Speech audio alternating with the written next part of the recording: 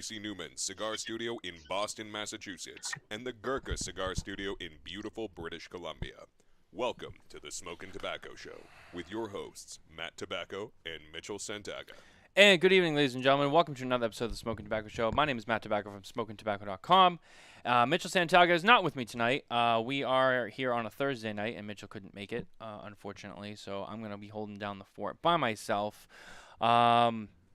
A couple of announcements really quick before I get into what's going on the show tonight. We have our J.C. Newman giveaway. Winners will be picked and announced on Spare Notes this Saturday night, so if you head to SmokinTabacco.com, you can find out how to enter that. 3 winners are going to get selected for one of J.C. Newman's vintage ashtrays. They're about yay big, black, white, kind of 50s style. You may have seen them earlier in the year and kind of maybe the end of last year. So they're giving away 3 of those, so head over to the website now and check that out. Also, big deal, big news yesterday. Judge Mehta officially ruled against the FDA regarding premium cigars, and the premium cigar industry has won against the federal government. It's time to celebrate. There's still some work that can be done on some other issues, but this is a massive, massive win. We'll cover more of this on Saturday night on the other show. But still, big day, big win, big week. Honestly, this is what everyone's been fighting for. So just congrats to everyone in the industry, and thank you to all of those who helped make it happen. So this week we have with us, we have a guest. We have not a cigar industry guest. This is someone different than you'd probably normally see on the show. This is someone who has done multiple things, but what you most probably know him from is from a little show called The Sopranos on HBO. And I'm going to bring him on the show here today, and his name is Joseph Gannascoli, also who was the actor who played Vito Spatafore. And let's bring him on the show. There he is. All right, Joseph, how are you? Matty, what's going on, pal? Oh, you know, just smoking cigars and hanging out, you know, just living the life. Yeah, I wish I was smoking right now. I have my wife's car, so I'm banned from smoking. I was smoking one with the trunk open before racquetball, and I think some smoke blew in. She's like a bloodhound, this one. Yeah, fortunately for me, my wife actually does smoke with me, so I don't have as much of that struggle as we pretty free to smoke where I want to with my wife. But we are expecting soon, so I don't know, when the baby comes, maybe that'll change. Who knows? But no, great to see you. Thank you for coming on the show. I appreciate it. Look, there's multiple things I know you got going on, and we'll talk about that. First things first, I just want to hit our sponsor segment for the first part of the show. Shout out to 2 Guys Cigars. That's right. If you head to the number 2guyscigars.com today, you can find an amazing selection of cigars from around the industry as well as cigar accessories. I am smoking the Room 101 Doomsayer Oscuro, which is one of my favorite cigars. Now, 2 Guys Cigars, I don't believe carries Room 101, but they also have cigars from General Cigar, which owns the Room 101 brand, and you can find those at the number 2guyscigars.com. So, Joseph, Wait, are you saying two guys cigar? Yeah. The store, Dave? Yeah. He's in New Hampshire or Rhode Island or Mass? New Hampshire. Oh, Dave, me and Dave go way back. Oh, you know Dave. Okay. Oh, I know Dave very well. I like Dave a lot. I love Dave. Yeah, Dave is the guy who kind of, taught me a little bit about what I do now. So he's Dave, I was thinking about that because I remember Dave had he used to do it, I think, every Saturday morning. So I did a couple events at his store. I did it with Rocky Patel. I did my own when I had my line. Alec Bradley was making it, but I love Dave. Good guy. Yeah, he is a great guy. Generous guy, great friend. Hello, how are you? Hi, how are you? Yeah, he's still around. He's a grandfather now, but he's still around. Give him my love when you talk to him. I will. But yeah, no, he sponsors us on the show here, and we can't do what we do without him. So shout out to them and thank you to them. It's funny. I know you're a cigar smoker, and obviously that's why I invited you on the show. And I know that you used to have a cigar line. Tell me a little bit about that, because I don't know about it, and I don't know much about it. When did it start? I know you mentioned it was made by Alec Bradley, but When was that originally launched, and kind of like what happened with it? Jeez. Uh, Had to be 2010, 11, 12. I was with, I've been so long, I forget. I might have been, I don't think Arganese was making, no, was Arganese making my cigars? You remember Gene Arganese? I don't. I've only been really around Well, for the last Alec 5 Bradley was years. making, maybe it was Gene Arganese, and then I went to Alec Bradley. So it was a couple of lines. I mean, listen, it was a one-man show. You know how hard it is Oh yeah. doing the events, inventory. It was just too much. And I wasn't even that heavy a cigar smoker then as I am now. So I did a lot of events. I did a decent run, and I moved on. I remember doing the smoke show in Vegas, The Big Smoke? whatever it's called. But, no, not the Big Smoke. The Oh, the trade show. RS, the trade show. Yeah, Yeah. I did it with Arganese. I did it with Rocky. That I miss. I miss those days of hanging out in the booth, taking pictures with people, and seeing everybody. Yeah, it's been a while. I know Alec Bradley sold. He got out. Yeah, they recently sold to General Cigar back in General, February. yeah. He cashed in. Yeah, $72.5 million. Yes, good for him. Him and I wonder if Raphael was there at the end with him. Do you know? I don't know, actually. Yeah. I have to check on that. But I'm not All right. sure. Yeah. So yeah, that's the deal with that. So how many cigars did you have in the line? I know you said it was a small line, but I didn't know. I had what I have probably the same Robusto, Torpedo, mild, full bodied. Never more than that. That was it. Oh, okay. Now, have you considered maybe getting back into the cigar business, or are you kind of out for good now? Not in a million years. Unless someone wanted to, do the work and put my name to it, that would be one thing. But, I'm involved in so many different things now. It's hard to, my weekends are busy with my private cooking. My own vodka just came out. Yeah, I saw that. Yeah, so I'm busy with that. It's really a very good product, winning 6 different medals so far for taste and bottle look, design. Yeah, so it's rough. I do miss the trade show. I wouldn't mind doing the trade show and sitting in a booth taking pictures with people and seeing everybody. Yeah, we actually just got back from the trade show a couple weeks ago. Actually, a month ago now. It's already happened already. Yeah, it's gone. Yeah. I remember. Yeah, it's probably end of July, beginning of wait. It's beginning of July. Beginning of July. Yeah. Yeah, I forget. I don't know. Which it's actually that was good. It's moving to the spring, moving forward, starting next year. So it'll actually take place in end of March, next year. In Vegas again? Yeah, Vegas, and then the year after we're going to New Orleans. Oh, New Orleans, my own stomping grounds. I lived there 4 years. Oh, did you? Yeah. Oh, nice. I didn't know that about you. Oh, go ahead. Yeah, no, I've worked at Commander's Palace. Oh, okay.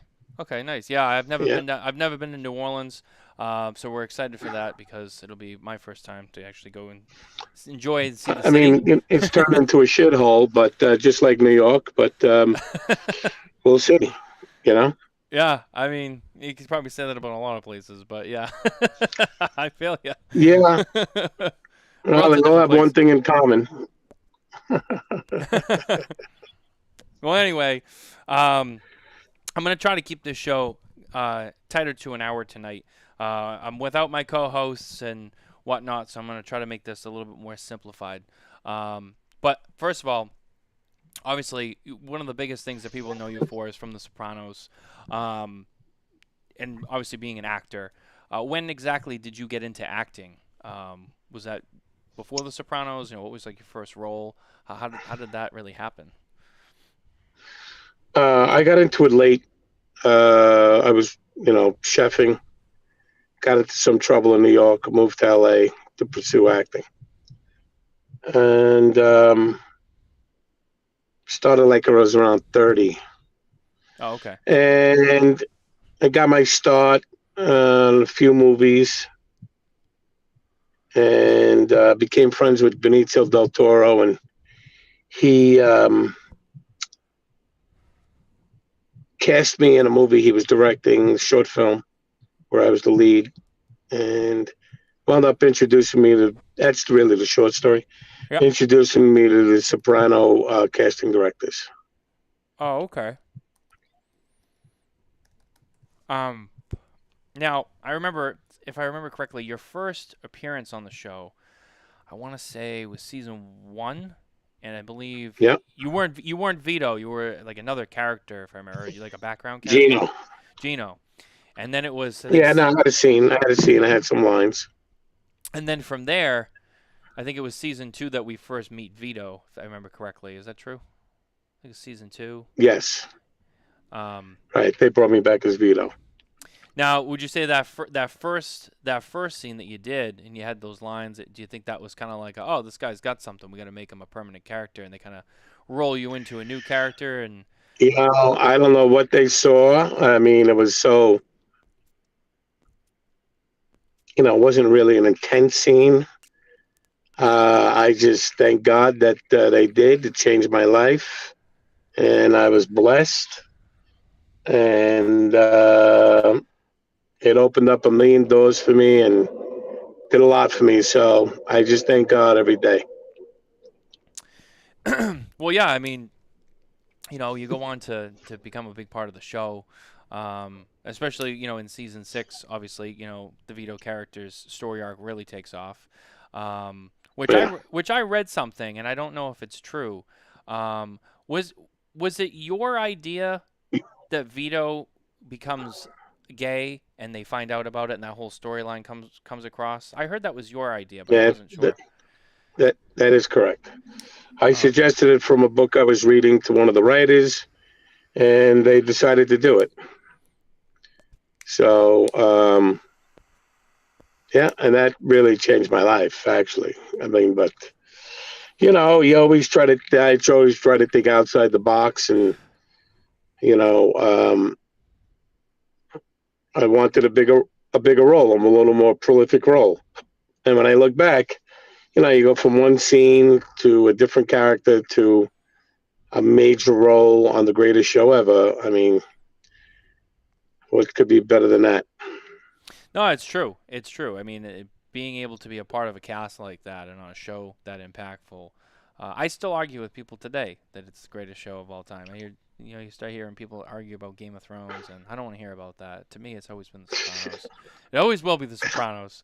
That's how it was growing up in my house. That's how it's gonna Yeah, be. I mean, what are we talking about? Fucking dragons here? Oh, come on, I know. I mean, this is different come on. stuff. This isn't fantasy, Yeah, you know. I mean, I'm great. I never saw the Game of Thrones. Maybe I saw. I'm sure it was great. Everybody I hear the same thing. Breaking Bad, The Wire. But we were the first, and we were the best, and that's that. That's right. That's right. Very, very I true. always tell people all those shows were great, but really nobody emptied a restaurant at 8 o'clock like we did.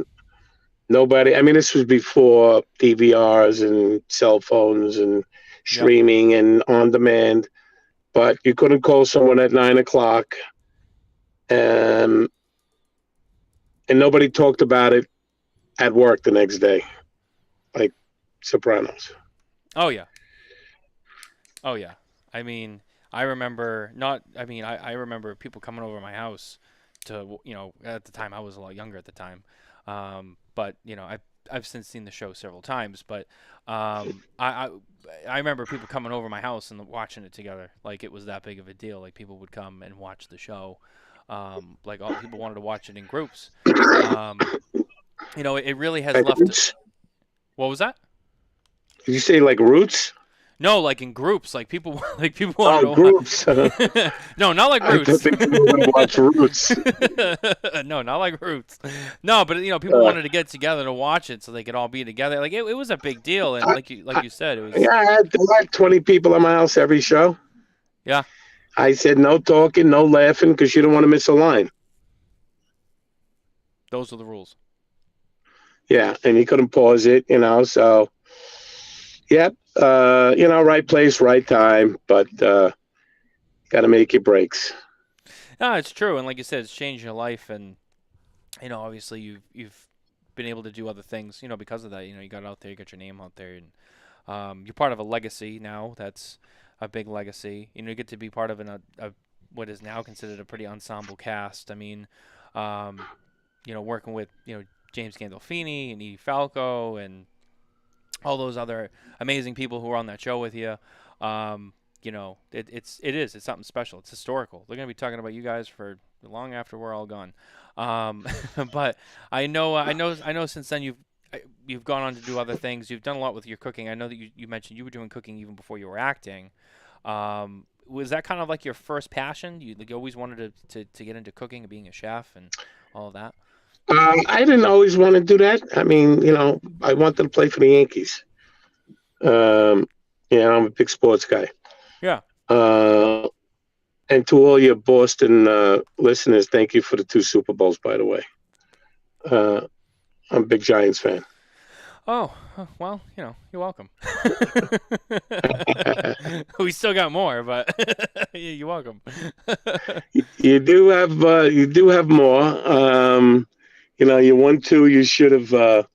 I'm by the gym, so there's some broads walking in. You won 2. You should have lost, and you lost. You should have lost 2. You should have won. Other than that, you had the pleasure of the greatest coach ever, the greatest quarterback ever, and we beat him twice. Anyway, so moving on. Oh, I like that. You just kind of sneak it in there and just walk away. No, it's funny you mentioned it. I was actually just watching. I don't know if you've seen the 2 Bills documentary with Belichick and Parcells, and they were at the Giants facility, and there's a scene when they go up to their trophy room or whatever, and Belichick says, "Oh, look, there's our 2 right there," and then he goes, "There's the 2 we gave him." So I always thought that was kind of funny, just having them all there. But no, I know you're doing some cooking stuff now. Tell me a little bit about that. Yeah, so the cooking wasn't a passion. I sort of just fell into it, and I liked it because it was creative, and back in the early 80s, restaurants were like a scene. I mean, they are now still, but I think back then it became a scene. Open kitchens. It was like very clubby without going to a club. Mm-hmm. Or you went there and then went out to a club, Yeah, it was more an event to go to a restaurant back then than it is now. Yeah. Yeah. What are you smoking there? Looks like my type. Is it a Maduro? I like them dark, thick gauge, and like double Corona. It's a full bodied. Room 101. Room 101. Yeah. This has got an Oscuro wrapper on it, which is dark. Now, J.C. Newman, is that the Brick House? Yeah, that's J.C. Newman. Yep. Yeah, or is that Schoolhouse? Is it Schoolhouse or Brick House? Brick House. Yeah, I remember that. They're based in Tampa, right? Yeah, they're based in Tampa. The Brick House is made at their Pensa factory in Nicaragua, so they're Nicaraguan cigars. But they also have the Diamond Crown brand, which is made by the Fuentes down in the Dominican Republic. I'd love to get back to the Dominican. And then one of my favorites. They started rolling cigars in Tampa at their old factory, so they have a bunch of cigars coming out of there with American tobacco and all sorts of different stuff. So yeah, they got a lot going on. Yeah. So that's it with cooking. I started with that, and I bounced around a lot. I'm self-taught chef. I lived in New Orleans, a couple of years. Worked in Manhattan, worked in LA.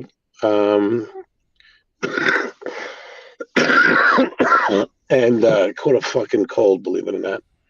And opened restaurants and had a lot of fun doing it. Met a lot of people, and that led me to acting. So, it's been a eventful life. Not that I'm ready to, cash out, but still got some years ahead. Now, you don't have a restaurant now, do you? No. No, okay. So you mostly... No, I just do the private cooking. So you cook for, like, people's events, or you go to their things and you cook for them?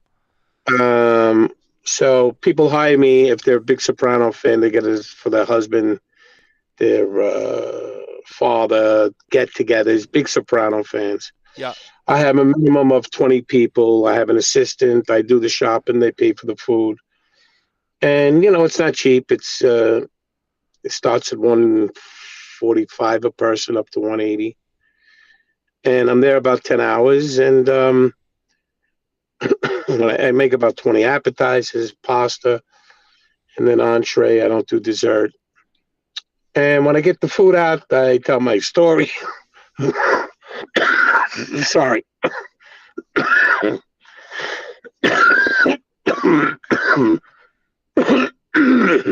Wow. Sorry. That's okay. I tell my story, and then I do a Q&A, take pictures of everybody. This week I'm in Connecticut. Last week I was in fucking Jersey, and I live in Long Island, so I don't do the city. It's a shithole, like I said. I got my own shithole here in New York. And, that's what I do. So I do that, and with the vodka and the Cameo app, the Cameo where people get it for people's birthdays and so on. That keeps me busy. So I got a lot of stuff going on. How many of those cameos do you make a day? It's funny. It goes in like spurts, but I mean, I think I've been on it 3 years, and I've done over 1,000. Wow, that's a lot. And it's as soon as I get them, I do them, and those aren't cheap either. If you look at all the Sopranos and their prices, but mine are the best. I do a lot of ad-libbing. I have fun with it, and people love them. Yeah, I've never really looked into that. I mean, I know about it. I know how it works and all that, but I've never really done it myself. So I was always kind of curious how that worked. But that's really interesting stuff. I mean, it seems to me, today with social media, there's no limit on what you can do now with just a cell phone. It's for you and for whoever's getting it. So yeah, it's pretty cool. It's especially during the pandemic when there wasn't much going on. It was good. Oh, of course, yeah. Everyone was home. Everyone had time.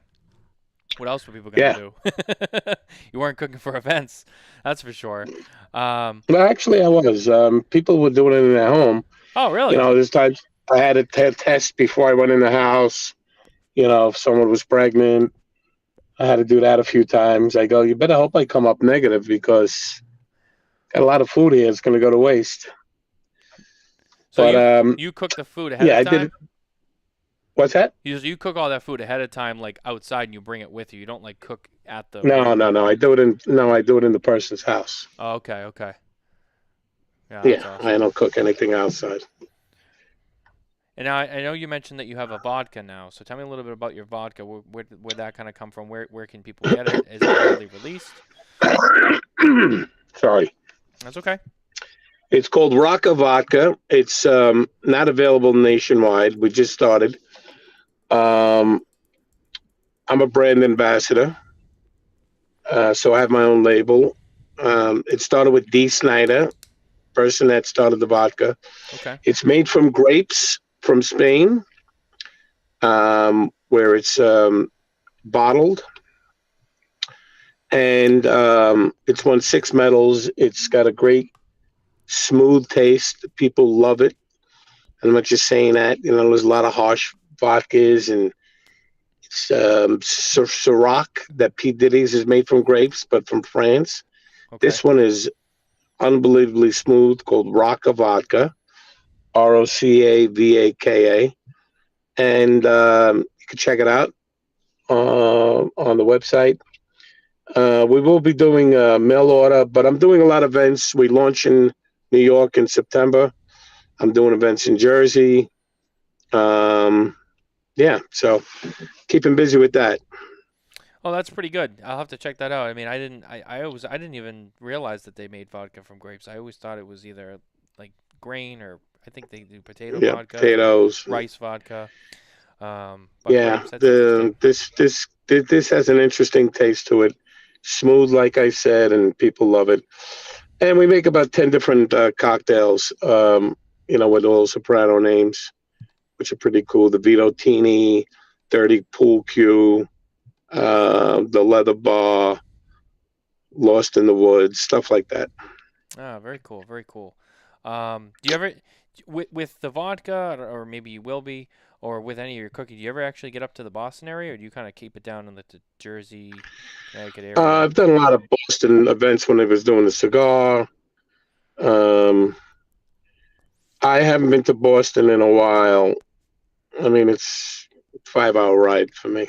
Yeah, I yeah. hate long rides. Uh, so I haven't done any. I'm sure eventually I'll get there, back there. My favorite guy on the show is a Boston guy from Stoneham, John Fiore, Gigi, who died on the toilet pole. Yeah, yeah, I remember. Yeah, I didn't and know he was from he's one Stoneham. of That's the that's best guys. interesting. Oh yeah, him and Georgie the bartender. I think Georgie's from Rhode Island. He's a comedian. Okay. Frank Santarelli and John Fiore. But Johnny and I go way back. Tremendous. You ever see that thing now, Be a Man? Yeah, yeah, I have. Yeah, John's connected with that. Oh, okay. Yeah, I've seen that guy Yeah. floating around on social media. Very Yeah, interesting smell stuff. your fucking dog's ass, be a man. I don't know what the fuck. Yeah. You know what I mean? When you see your wife crying, leave her at home, go to the bar, be a man. That's exactly right. Oh man, yeah, I remember that guy. Is he still around? Is he still doing his thing? I I, haven't I, seen I him. think he wrote a book. I think he's getting a lot of mileage out of that. I'll tell you that. Oh, that's pretty good. That's pretty good. Well, Yeah. hey, listen, we're gonna hit our news segment really quick, so I'll pop you off the screen. I'll bring you back in a second. I'm gonna read this off. Our All news right.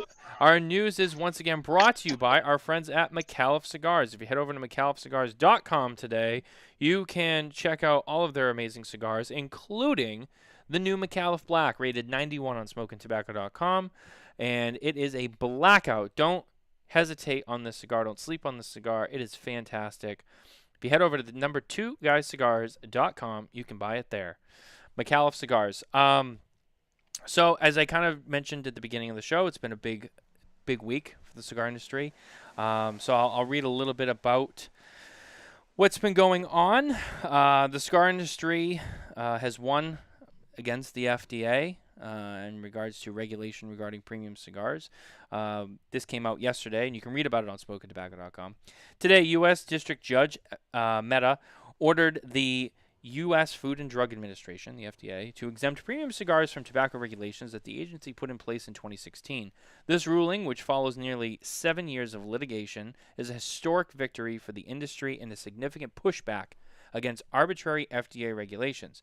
The Cigar Rights of America, which helped fund the successful challenge along with the Premium Cigar Association, argued that the inclusion of premium cigars in a 2016 deeming rule by the FDA was fundamentally misguided and based on unsound science. In its appearance before the court on May 23, 2022, the CRA demonstrated that the agency had failed to demonstrate a public health rationale and improperly rejected a previously considered option to exempt the category. This is something that we heard about last year as we got to PCA 2022 in Las Vegas. I remember Scott Pierce taking the podium at the PCA the meeting on the Friday before the show started, talking about this. But it kind of was still hanging in the limbo. There wasn't a final decision on this, and I know that everyone's been talking about it. We've talked a lot about it over the last several months. A lot of it was being pushed back because they were waiting on Judge Mehta's final decision, and he's been busy with all the January 6th stuff. I know that he's kind of presiding over that. So this has been something that kind of got put on the back burner, but it has officially been ruled on as of yesterday. It's over. Now people ask, what exactly does this mean? Where do we go from here? So basically everything that, substantial equivalence and all that crap, that's gone. Now you start to think like, hey, can we really push back on flavored stuff and tobacco 21? I hear a lot of people say, well, hey, let's go for tobacco 21. Let's push that shit back to 18. Who knows? There's a lot, and a lot of us are still kind of unpacking some of this information, and that's why I said I don't want to get too deep into it until Saturday night. When Coop and I will be back. Coop, Kevin, and myself, I should say. I'm sorry. We'll be back, and we'll kind of dive deeper into this. The other thing I wanted to mention really quickly is while we're here, speaking of McAuliffe Cigars, this is another interesting one. All Saints Cigars and McAuliffe Cigars will unite sales teams. All Saints and McAuliffe have unified their sales functions as a single team. Industry veteran and All Saints co-owner Mickey Pegg joins McAuliffe as president of sales and leader of the combined sales team. Invoicing, fulfillment, and revenue collection will be done independently by each company. The decision maximizes both companies' sales footprint and resources while maintaining each company's individuality. The aim is to extend their reach, deepen relationships with brick-and-mortar consumers, and offer a more comprehensive and seamless service experience. These are two brands that, as you guys know, we know and love pretty well. Really excited to see these guys together. Interested to see how this is going to work. I'm not going to lie. It is a little peculiar. It's not like a brand acquisition where the teams, obviously get folded into one that's all in one umbrella. This is still like two umbrellas, but one sales team. Different, and I am interested to see where it goes, but the people behind it are some great people that I know and love. So it's in good hands. We'll see where it goes from there. And hopefully it benefits both of them pretty well. So, like I said, if you want to read anything more about either one of those stories, head over to SmokinTabacco.com, and you can find both of them in our cigar industry news section. All right, let's get Joe back on the show here. Joe, thanks for waiting that one out for me. I appreciate that. Yeah, who's Coop again? Coop, that's Cigar Coop. I know him. Yeah, William Cooper is his name. He's from Indian Trail. Yeah, I go way back with him. Good kid. Good kid. He's in his Yeah, 50s. I know. Is he? Yeah, he's in his 50s. He's up there. Wow. Yeah. I thought he was younger than that. I met him. We used to talk. We used to talk. William Cooper, that's it. I haven't forgot all about him. Yeah. It's two guys you mentioned, I know. Davey and now Coop. Yeah, it's a small world, in the cigar industry. Very, very small. It's small in everything, right? In a garment district, cigar, wine. Well, maybe not wine. Wine's more international. Yeah, interesting.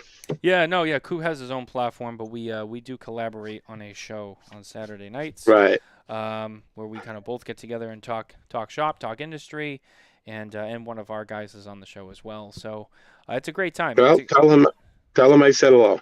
I will. I'm actually gonna talk to him after the show. So I'll let him know that you said that. Yeah. Yeah. No. Sorry. Where was I going? Sorry. I'm trying to recollect my thoughts here real quick. Oh yes.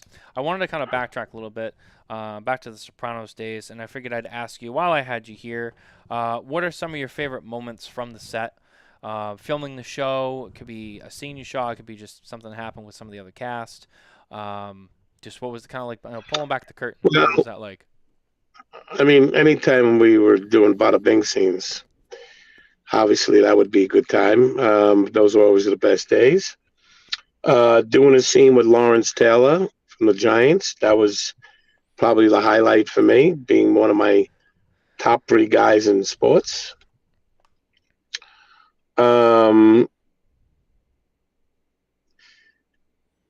Having the whole cast just about at my wedding and doing a great picture of the cast, it's one of my cherished things. So I would say that. And just doing those scenes in New Hampshire, which I wasn't really in New Hampshire. Where were those filmed? Actually in Boonton, New Jersey. Oh, really? Yeah, and I did a scene, and I don't know I don't remember what it was about. Scobiobi?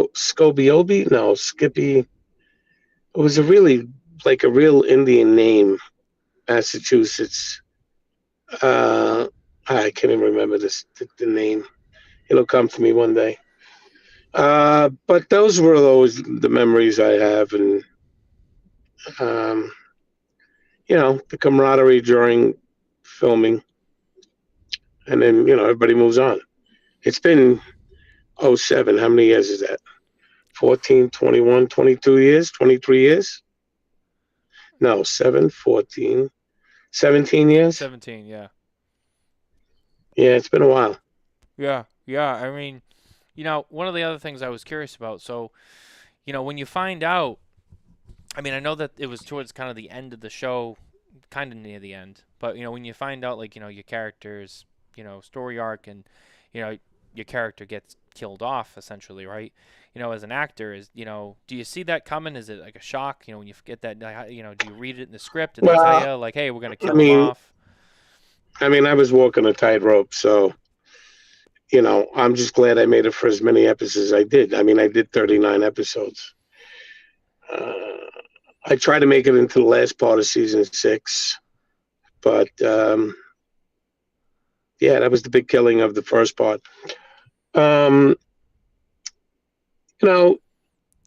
I mean, like I said, he saw it coming. It affected the pocketbook, affected Tony's money. Even though I was his big earner, they weren't doing business with him. So, he saw it coming.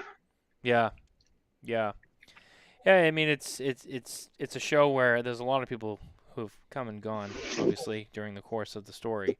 So it's Right. it's not too shocking, I guess, so to speak. It's the way it goes. Now, did you at all, now preparing for a role like that, whether you had previous interactions or for research on the show, did you ever interact with anyone who was really part of any Italian organized crime for research on the role and getting kind of into the character? Bro, I grew up in Brooklyn. I had restaurants. I've been around mobsters, real, fake, wannabe, the real deal, pretty much all my life. So, the mannerisms, how they talk, they walk, the expressions, how they use their hands. Yeah, that came natural. That's why I wanted to do the gay thing, because it was a challenge for me acting. I'm a self-taught actor, self-taught chef, self-taught actor. It was a challenge to me, prove I can act to myself and, to everyone else. I was with, talented people. And it was ultimately to get me more roles, which didn't really pan out that way, but that's okay. It's like being on the 27 Yankees. You go to another team, you're never going to be that great again. You do other things, but it's never going to be the Sopranos. So, yeah, I know those people, and and the gay thing. Being in restaurants, I was always around gays. I would live in New Orleans, a million gays in New Orleans in restaurants. You want to work in a restaurant, in a real restaurant in Manhattan, New Orleans, it's just part of the thing. The gays are there. If you're not going to get along with them, you got a problem with them. If you're secure about your sexuality, then you have nothing to worry about. Okay. Now, would you say, I guess all across the board then, in terms of the show, how authentic was that show? I mean, I've had some conversations with, yeah, in terms of, like, how close to certain things did they really get, and how much of it was kind of I think exaggerated? I got really no. I think they got a lot of it right.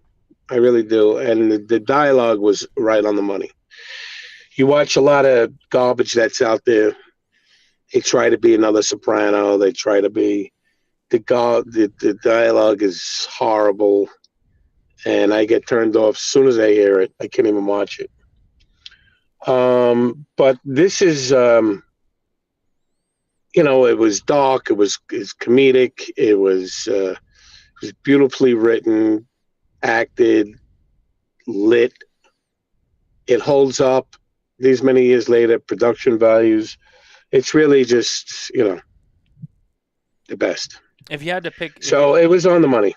If you had to pick an episode that was your favorite episode, whether it was one you were in or maybe you weren't in, what would you say your favorite episode from the show is? I like the one I go to New Hampshire. I'm biased, of course, right? Yeah. My favorite scene was when Finn comes out of the porta potty, and then when I go into the episode "Live Free or Die," and I go into the antique store and I pick up a vase, and the guy says,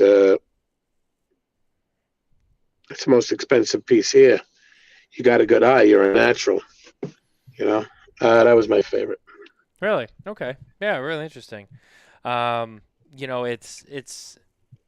fun. It's fun to ask these questions. If people watch the show, you watch a show, you enjoy the show. The show's over. But kind of, getting to know what goes into it and how it all comes to be, and it's interesting. I haven't really been around Hollywood and stuff like that before myself, so I really don't know. But neither have I. But it's quite magical, I guess. Or you guys make it look magical, I should say. Yeah, listen, you just had to learn your lines and let them do it. I never knew how it was going to come out until I saw it on TV. When I do these parties, lots of times they'll run the show while I'm there. And it's fun because it just brings back memories, and you remember those days, and it's been so long since I saw it, and people aren't with us anymore. It's good. Were you ever intimidated, or you felt like, hey, what the fuck am I doing? When you first started shooting, or the whole time? I mean, with some people who've done a lot more acting roles and obviously a lot more experience, so to speak. I was with some really great actors. Joe Pantoliano is tremendous. Oh yeah, he's a great one. Of course, Jimmy, Edie. I mean, these are they're heavyweights. You want to hold your own. I just made sure that I knew my lines and I didn't waste anybody's time. That's the most important thing, Of course. I say, learn your lines, look them in the eye, and speak the truth. Yeah. Yeah, of and course. react, how they're treating you. So that's what I try to tell myself, and just make it believable. And, I just hope I did a good job. Yeah, that was it. Well, I think it's safe to say you did a great job. I mean, it came out pretty good, and like I said, best show of all time. People still watching it. People still talking about it. So it's a legacy. It is. It'll always be there. Well, my only regret is that I was on the wrong end of that blowjob. Yeah. Well.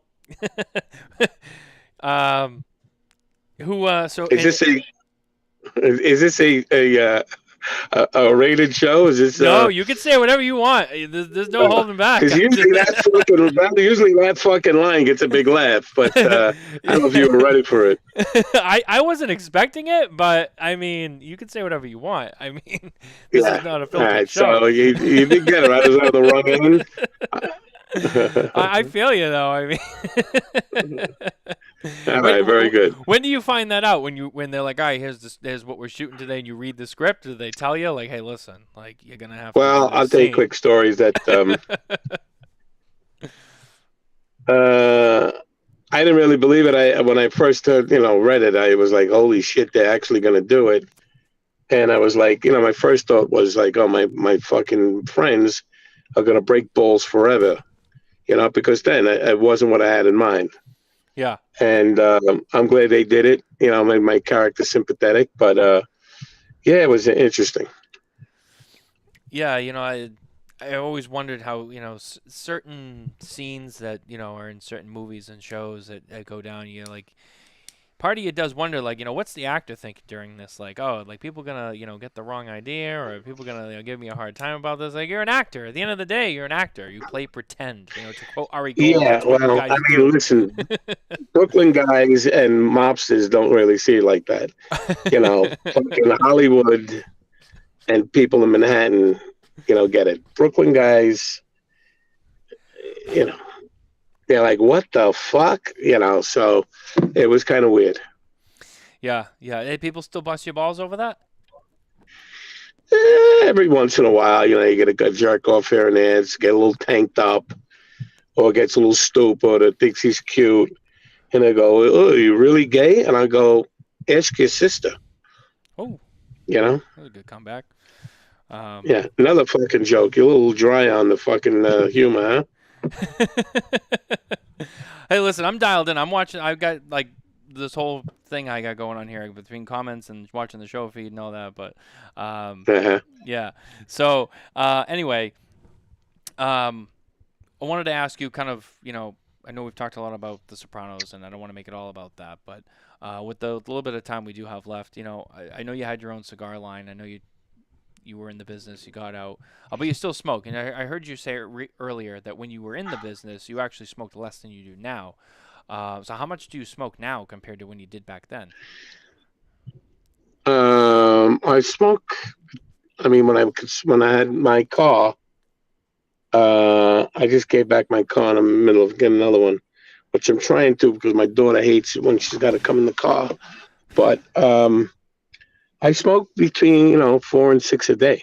Wow, good for you. And I get up before golf and I smoke one between 6 and 7. Probably not the healthiest fucking thing, but I like it. And yeah, so but I get them from Rocky. I get bundles.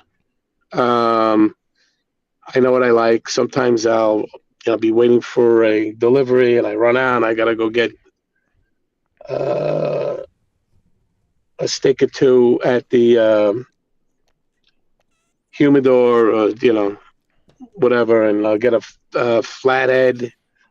I'll get I like Liga. I like Lido's, Gloria Cubano. So anything that's thick gauge and dark and full body, they like. Okay. And yeah, so let's get some fucking JC Newmans on the way to my house, bro. You can make that happen. I know a guy. Yeah. I know a couple. A lot of guys. I know a lot of guys. Yeah. And girls. Send them in. I fucking where was I down? I was down in I was doing a trade show for vodka, and one of the guys who was in Black Hawk Down, he was in the Black Hawk, Yes. the movie. Yes. The actual helicopter. Is it Hooker and Stratton? It's Hooten and Young. Or Hooten Young. Hooten and Young, very good. Yep. Yeah, he came out with it. He sent me a box. They were good. They were okay. But I'm so used to my Rockies that I love them.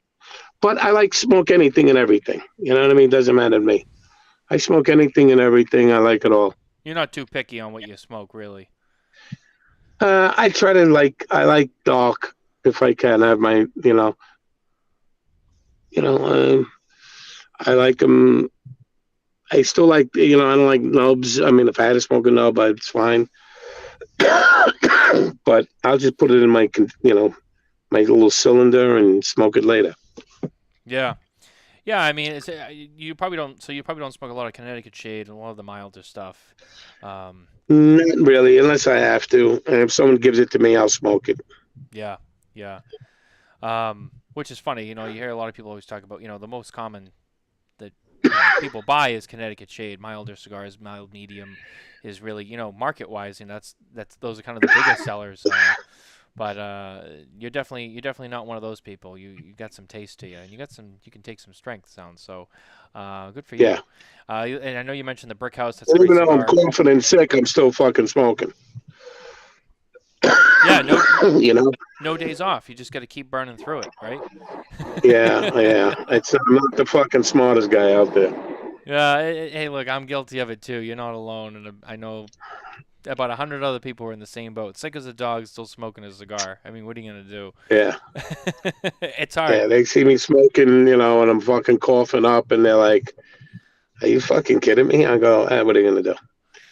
Yeah. So You love the leaf. That's what it's all about, man. That's why we're here. So, yeah, but Joe, hey, I don't want to keep you too long, and we've been on here about an hour, so I'm gonna let you go. I'm just gonna wrap up the show really quickly. Guys, thanks for being here with us tonight. Thanks for watching the show. I appreciate it. Like I said, head over to smokingtobacco.com to check out all of our news from the week and everything we got going on, as well as all of our PCA 2022 trade show coverage from Las Vegas, Nevada. And we'll see you on Saturday night on the Spare Note series, William Cooper and Smokin Tobacco's very own Kevin Cuff. And we'll see you there. Take care, everybody.